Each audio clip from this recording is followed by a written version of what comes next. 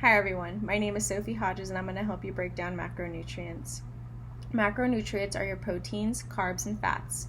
Once you have those three categories divided, then you're going to look into your total calories for the day.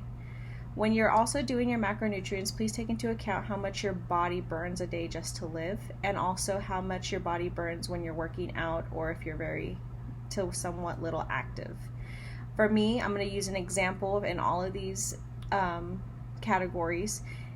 I am 5 foot, 150 pounds, and I'm 27 years old.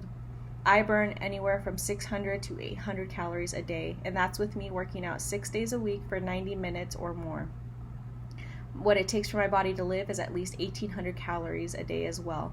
So 2,900 calories to live and work out every day for the next week. Also, I have to take into account how many calories I'm intaking. So if I'm spending 2,900 calories a day and I'm eating 2,900 calories a day, I'm not losing any weight. But if I'm eating 2,300 calories a day and I'm spending 29, I'm going to see a little bit of progress. For my body, comfortably, I have to eat at least 2,500 calories a day with the type of workouts that I do. I know it's a shocker. A lot of us have a misconception that it takes at least 1,500 calories or less to lose weight, which in a sense that is correct, but it's not right for everybody's body type. I know for me, I did that for a while when I was bodybuilding, and it sucked for everything, on my joints, on my moods, on my relationships, and especially my relationship to food. So here's the breakdown. When you're calculating your macros, protein will always be 1 gram of protein, which equals 4 calories. Carbs will be the same. 1 gram of carb equals 4 calories, and 1 gram of fats equals 9 calories. This is where you're going to get a sense of how many calories you're eating a day. Okay, so for me, I eat 2,300 calories a day on average. So there's also these diets where there's percentages that they're going to ask you to calculate. So for me, there's a percentage called the zone percentage, and that is 30% protein, 40% carbs, and 30% fats. So I'm going to take 30% and times it by 2,300, and that's going to give me 690 calories. I take that 690 calories and divide it by 4, which is the 4 calories for protein, and it's going to equal 172 grams of protein I eat a day. Now, when you're doing carbs, do not forget to subtract that 690 calories from the total calories. So you're going to take 690 and subtract it from 2,300, and that's going to leave you with 1,610 calories.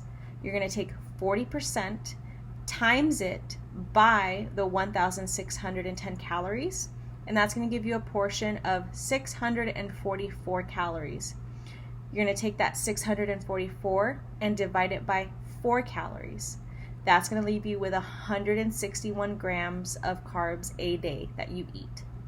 Now, take that 644 calories and that 690 calories and subtract it from the 2,300. You're going to be left over with 966 calories. You're going to divide that by the 9 calories because 1 gram of fat equals 9 calories. You're going to divide that by 9, and that's going to be 170 grams a day.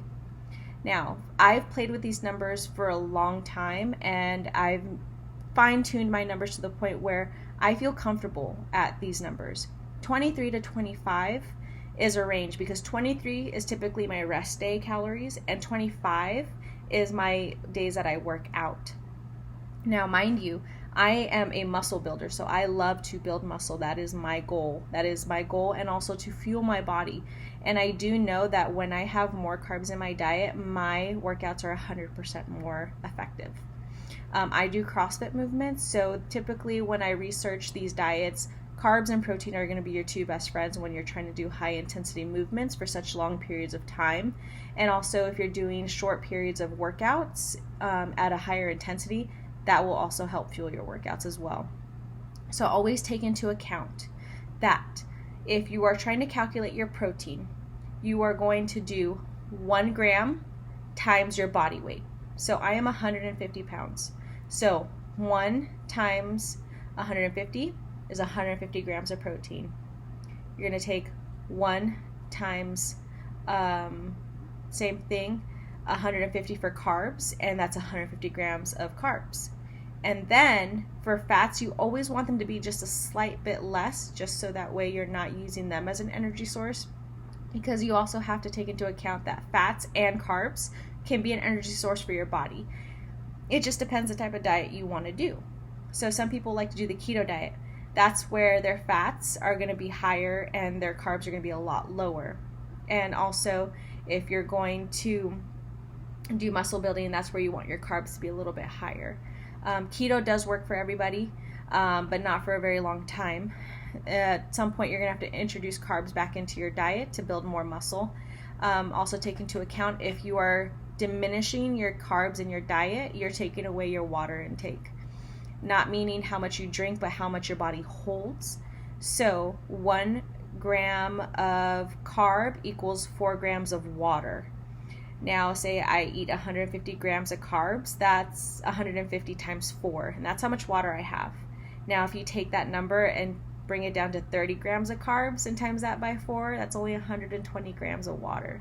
So when you see people on these keto diets and they lose a bunch of weight really fast, it's mainly water source, which is not a bad thing as well, but also you have to be careful to make sure that it's not protein or any muscle that you're losing as well in the body.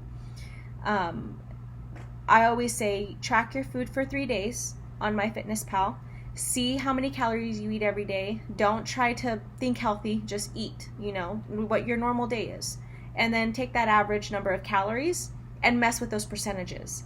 If you're not a big protein eater, then don't try to shoot for, 50 grams of protein over than what you're used to eating. It's really hard.